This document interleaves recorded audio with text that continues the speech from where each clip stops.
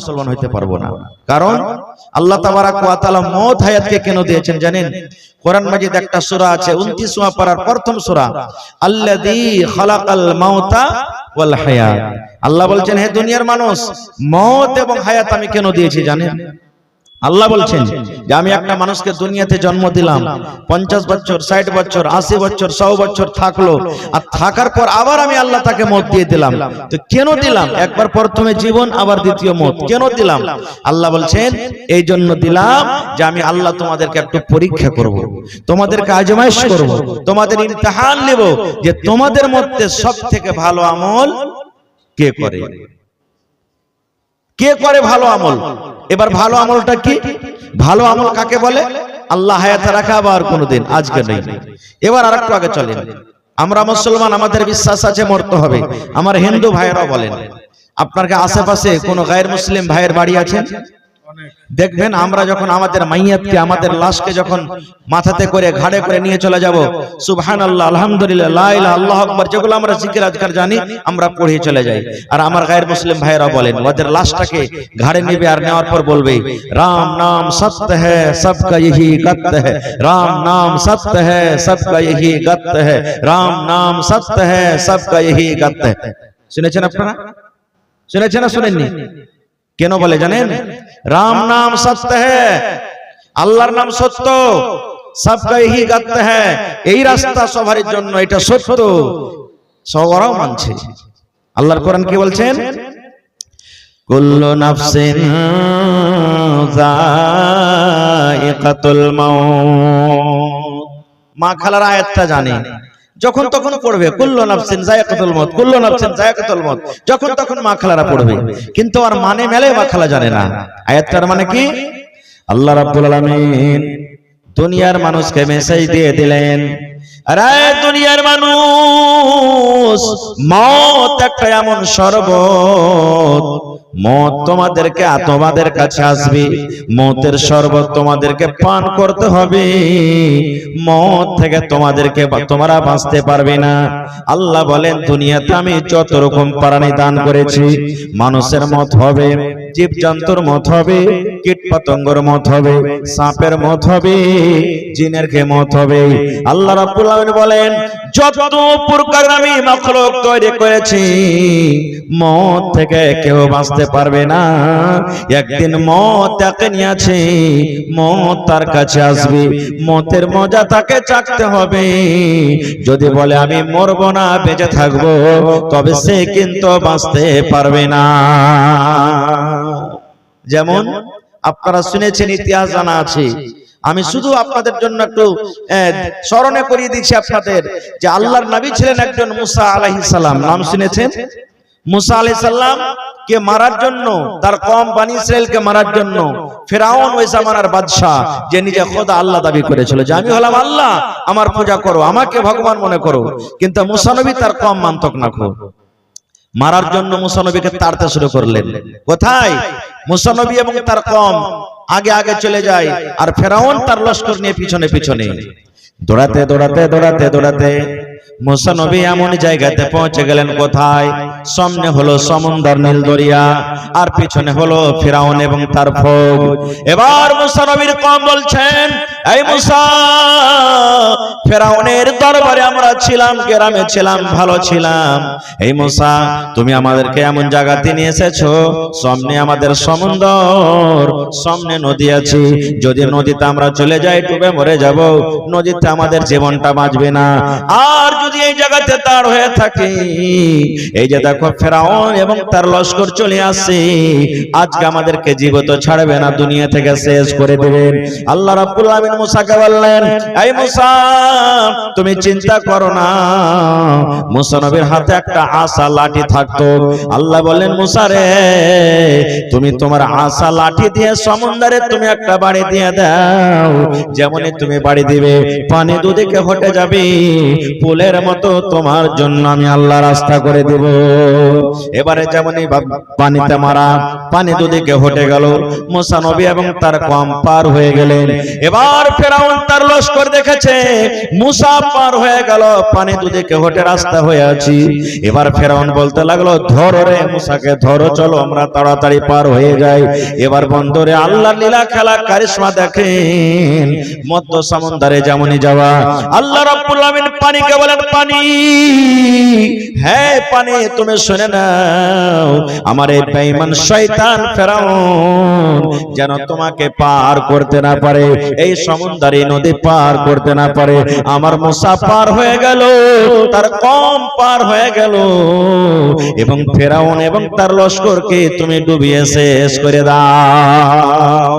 ফেরাউন কোনদিন ভেবেছিল যে পানিতে ডুবে মরে যাব? জোরে বলেন, ভেবেছিল? তাই কবির দাস একজন হিন্দু কবি, উনি বলছেন কি, जाको राखे सैया, जाको राखे सैया, मार सकीना कोई, पालना बाका कर सके जो जग बैरी हो। जाको राखे सैया, मार सकीना कोई, पालना बाका कर सके जो जग बैरी हो। जो तो को कांटा बोए तही बोई तो फूल, तो को फूल के फूल है वो को है तिरसूल। सुभान अल्लाह। আল্লাহ যাকে বাঁচাবেন তাকে কেউ মারতে পারবে, আর আল্লাহ যাকে মারবেন তাকে কেউ বাঁচাতে পারবে। এই মুসলমান, আল্লাহ রাব্বুল আমিন কোরআনে একটা সূরা আছে, সূরা লোকমান। ওই সূরা লোকমানের ভিতরে আল্লাহ রাব্বুল আমিন শেষের দিকে 5টা কথার জিকির করেছেন। তার মধ্যে একটা কথা লেখা আছে, মানুষের মত কোন জায়গাতে হবে, মানুষের মত কোন অবস্থাতে হবে, আল্লাহ ছাড়া কেউ জানে না। না জানে? ফেরাউন নিজে খোদা দাবি করেছিল, এটা ডুপ্লিকেট খোদা রে বন্ধু। ফেরাউন যদি জানতো আজকে আমি সমুদ্রে মরে যাব, সমুদ্রে আমার মত হয়ে যাবে, তাহলে জীবনে কোনোদিন ফেরাউন সমুদ্রে যেত না। এই জন্য আল্লাহ রাব্বুল আলামিন বলেন, দুনিয়ার মানুষরে, যদি তুমি ধনী হও তোমার মত হবে, তুমি যদি রাজা হও তোমার মত হবে, তুমি গরিব হও তাও তোমার মত হবে, 50 লক্ষ টাকা মাস ইনকাম করো মত হবে, আর যদি 1000 টাকা বছরে তুমি ইনকাম করো তাও তোমার মত হবে, টিনের ঘরে থাকো তাও মত হবে, তুমি যদি পাকার ঘরে থাকো মত হবে, চাঁদের উপরে থাকো তোমার মত হবে, তুমি যদি পানির তলাতে বাড়ি ঘর করে থাকো, আমি আল্লাহ রাব্বুল আলামিন বলেন মতের মজা তোমাকে চাটতে হবে। না হবে না? যারা বলেন দুনিয়াতে নবীরাও বাঁচতে পারেনি, না বেঁচেছেন? কোন নবী বাঁচতে পারেননি, সব নবীর মত হয়েছে, দুনিয়া থেকে তারা চলে গেছেন। এটা আল্লাহর সিস্টেম, আল্লাহর আদেশ। এবার আরেকটু আগে চলেন। আপনারা বলবেন হাজী মাওলানা নবীর মত হয়েছে, জি নবীদেরও মত হয়েছে, সব নবীর কথা বলবো না। সহিহ বুখারী শরীফের হাদিস, একটা হাদিস আপনাদের সামনে তুলি। এই যে মুসা আলাইহিস সালামের কথা এখনই বললাম, আমার আপনার যখন জান কবজ হবে, ফেরেশতা আসবেন, জান কবজ করে নিয়ে চলে যাবেন।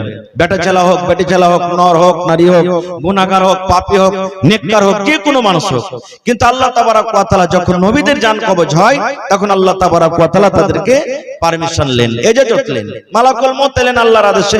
কার জান কবজ করার জন্য? মুসা নবীর জান কবজ করার জন্য।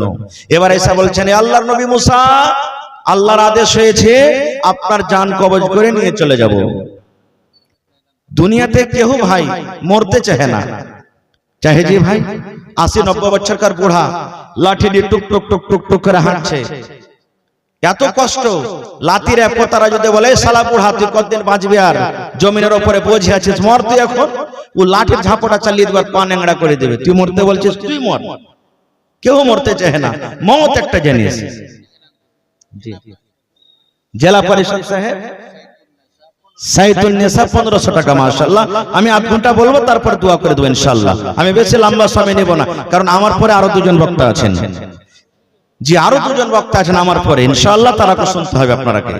এবারে মালাকুল মউত এসে বললেন, মুসা আপনার দুনিয়ার হায়াত শেষ, আল্লাহর আদেশ আপনার জান কবজ করে নিয়ে যাব। যেমনই কথাটা বলা, ওরে সুবহানাল্লাহ, মুসা আলাইহিস সালাম মতের কথা শুনে মালাকুল মউতকে এমন জোর করে একটা ঘুষা মারলেন। ঘুষা বুঝেন? ঘুষা বুঝেন, ফাইট মারলেন কিংবা ঘুষা মারলেন কিংবা চড় মারলেন, যেমন এই ফাইট মেরে দেওয়া কিংবা ঘুষা দিয়ে দেওয়া, ওরে আল্লাহ মালাকুল মউতের চোখ কিন্তু জখম হয়ে গেল। মালাকুল মউতের চোখ কানা, জখম হয়ে গেল। আচ্ছা বলেন তো এই খবরটা আল্লাহর কাছে আছে না নেই? এই খবরটা আল্লাহ জানে না? জানে না, সব জানছেন। মালাকুল মউত চলে গেলেন ফিরে কার কাছে? আল্লাহর কাছে। এবার আল্লাহ রাব্বুল আলামিন বললেন, মুসা কো আমার নবী মুসার জান কবজ করেছো। এবারে মালাকুল মউত বলছেন, আল্লাহ এমন নবীর কাছে আমি গেছিলাম, আল্লাহ যে মউতের কথা শুনে আমাকে এমন জোর করে একটা ফাইট মেরেছে, চড় দিয়েছে, আল্লাহ দেখো আমার চোখ জখম হয়ে গেছে। আল্লাহ আমার চোখ জখম হয়ে গেছে, কানা হয়ে গেছে। আল্লাহ তোমার নবী মুসা এখনো দুনিয়াতে থাকতে চায়, মরার মনে হয় তার এখনো খাইশ নাই, আল্লাহ দুনিয়াতে থাকতে চায়, এই জন্য দেখো আল্লাহ আমার চোখ খাম করে দিয়েছে। সুবহানাল্লাহ, আল্লাহ চোখ ভালো করে দিলেন। এবার আল্লাহ রাব্বুল আলামিন বললেন, হে মালাকুল মউত যাও তুমি আমার নবী মুসার কাছে আর একবার তুমি চলে যাও। এইবারে জান কবজ করার জন্য নয়, এইবারে রূহ কবজ করার জন্য নয়, আমার নবী মুসাকে একটা খুশখবরি দিয়ে দাও, আমার নবী মুসাকে তুমি একটা পেগাম দিয়ে দাও, একটা অফার দিয়ে দাও। এইবারে সেই অফারটা আল্লাহ রাব্বুল আলামিনের তরফ থেকে নিয়ে হাজির হয়ে গেলেন, মুসা নবীর কাছে চলে এলেন। এইবারে মুসা নবী বলছেন, মালাকুল মউত এইবারে তুমি কি কারণে এসেছো? মালাকুল মউত বলেন, মুসা এইবারে আপনার জান কবজ করার জন্য আমি আসিনি, এইবারে আপনার রূহখানা কবজ করার জন্য আমি আসিনি। তাহলে কি করতে এসেছো? বলছেন, মুসা আল্লাহ রাব্বুল আলামিনের আদেশ হয়েছে, আপনার জন্য একটা অফার নিয়ে এসেছি, একটা তোহফা নিয়ে এসেছি। বলছে কি তোহফা? বলছে একটা গরু নিয়েছেন, একটা গরু নিয়েছেন। বলছে কেমন কথা? এবারে মালাকুল মউত বলছেন, মুসা একটা গরুর উপরে হাত রেখে দেন আপনি, আর হাত রাখা পর আপনার হাতের তলাতে কত রুয়া দাবছে আপনি গিনতি করেন। কত রুয়া দাববে যে ভাই? 10-20 ঘন্টা দাববে নাকি? গিনতে পারা যাবে না নাকি? এত রুয়া দাববে, গিনতে পারা যাবে না। মালাকুল মউত বলছেন, মুসা একটা গরুর উপরে হাত রেখে দেন, আর হাতের তলাতে আপনার কত রুয়া দাবলো আপনি গিনতে করেন। এইবারে মুসা নবী বলছেন, গিনতি করব, এর মানে কি? এইবারে মালাকুল মউত বলছেন, মুসা গরুর উপরে হাত রেখে দেন, আর হাতের তলাতে যত রুয়া দাবলো আপনি 1 খান 2 খান 3 খান 5 খান করে করে করে করে করে গিনতি করে যান। এই মুসা গিনতি করার পর আপনি দেখেন কত রুয়া আপনার হাতের তলাতে দাবলো। এই মুসা যত রুয়া আপনার হাতের তলাতে দাববে, অত দিন নয়, অত হপ্তা নয়, অত মাস নয়, যত রুয়া আপনার হাতের তলাতে দাববে আল্লাহ রাব্বুল আলামিন অত বছর আপনার হায়াত বাড়িয়ে দিলেন, অত বছর আপনি দুনিয়াতে বাঁচবেন। ওরে আল্লাহ, এই জমানার যদি আমরা হতাম, আমাদের কলিজা খানটা 3 কেজি থেকে একবারে 5 কেজি হয়ে যেত। এত বছর দুনিয়াতে বাঁচবো? জি। এবার মুসা নবী তখন কি বলছেন, মালাকুল মউত আর একটু তুমি আমাকে খবরটা দিয়ে দাও। বলছে কি? বলছে, মালাকুল মউত আমি গরুর উপর হাত রেখে দিলাম, আর হাত রাখার পর আমার হাতের তলাতে যত রুয়া দাবলো আমি অত বছর বাঁচলাম, অত বছর বাঁচার পর আমার সাথে কি হবে তুমি একটু বলো তো।